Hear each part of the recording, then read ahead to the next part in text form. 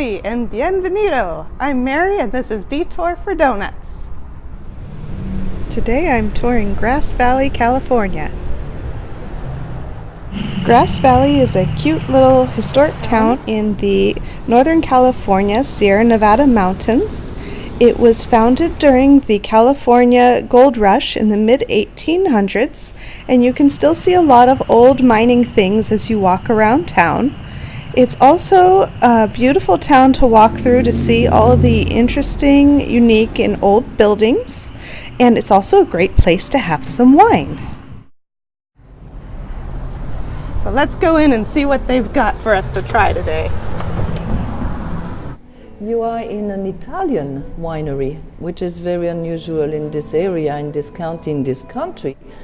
The grapes grow 6 miles away from here in the west side of Nevada City, very close to Grass Valley. And they do all the wines, they grow all the grapes. They pretty much are unique, very unique because of the blends. Therefore the name of Avanguardia, which means avant-garde, which means ahead of its time. So we do whites, we do a rosé, we do reds. We have about 11 different kinds, and we do also a sparkling. Let's start you with one Due Fiori, which is one of our favorites from our customers. It's a blend. Due Fiori means two flowers, and it's nothing like you have tasted before. It's very, very unique because of the blends of Italian grapes. Smells fruitier than I might have expected from a dry wine, but very nice.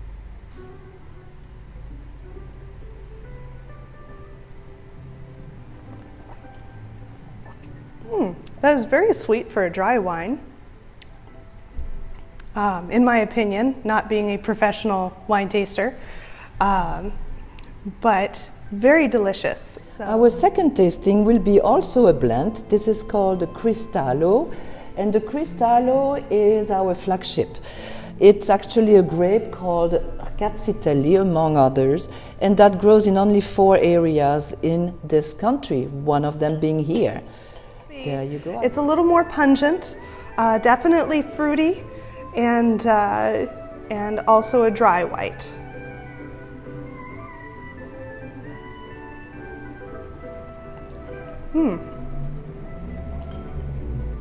Is definitely a different fruity quality than the other one.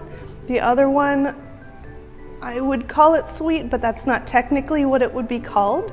But it reminded me more of apples. This one would remind me more of, let me taste that again.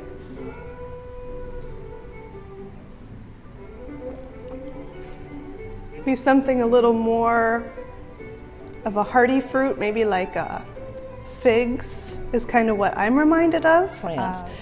We did this sparkler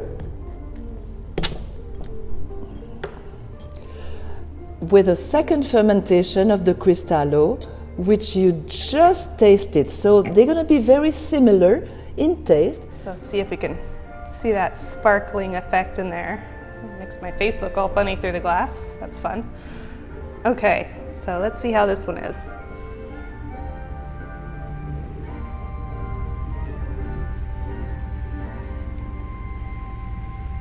The secondary fermentation that makes it bubble, definitely also the yeast and the fermentation process changes the flavor quite a bit from the Cristallo, more than I might have expected.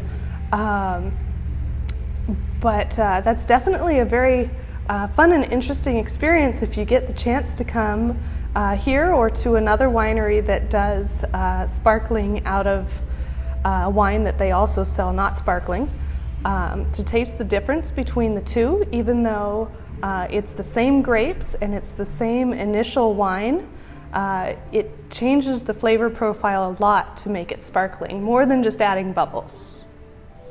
Now we're going to switch to the reds, which are also a blend, and we're going to try our Premiato.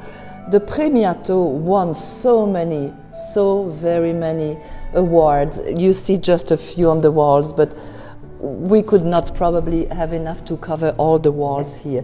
This is a fantastic blend of Barbera and Dolcetto, which is Also a pretty fruity wine.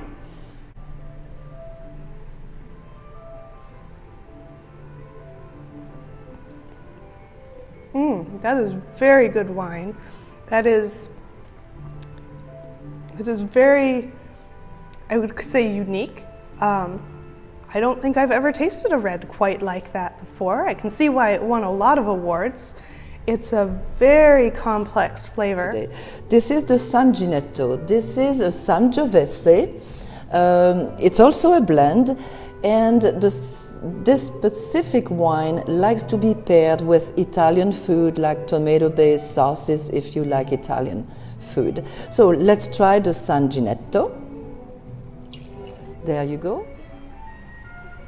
It smells very drinkable. Let's have a taste.